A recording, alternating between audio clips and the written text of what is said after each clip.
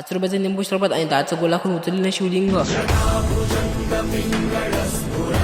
तर कसं आहे पब्लिक, तुम्हाला तर माहितीच आहे, मी आलो तो कोंडेश्वरच्या यात्रेमध्ये. कारण की पहिले एक ब्लॉग टाकला मी कोंडेश्वर यात्रेमधला. दर्शन घेऊन नदीविषयी आलोच होतं, तर आम्हाला दिसले शिवलिंग. सर्वजण चर्चा करत होते की या शिवलिंगचं काय करायचं. पहिले तर सर्वांनी शिवलिंग उचलली आणि उभी केली. त्यानंतर आमच्याशी पोलीस पण आले. ते पोलीस म्हणे काय करत आहे म्हणे. आम्ही म्हणलं शिवलिंग उचलत आहे. शिवलिंगला उभं केलं आणि धुवून टाकलं. तुम्ही पण कोंडेश्वरच्या यात्रेमध्ये गेले असून तर मला फॉलो करून घ्या. त्यानंतर मला माझे फॉलोअर्स भेटले, ते पण माझ्या गावातलेच होते. त्यानंतर अजून एक ट्विस्ट आला, ते म्हणजे जे निंबू सरबत दुकान होतं ते आमच्या गावातलंच होतं. आणि आमच्या गावातल्या दादांना फ्री मध्ये आम्हाला निंबू सरबत पाजलं. तुम्हाला पहिले सांगतो मी, कुठचं कुठं सोडायचं नाही. आणि हा गाड्या कुठचं भेटलं बम ना सोडला. आलो तर सर्वजण गोल्या दुकानात गोला खायला. आणि हा गाडीचा बारे बा कम भिडला गोला खायला हाईट. आणि प्रत्येक क्वालिटी मस्त आहे.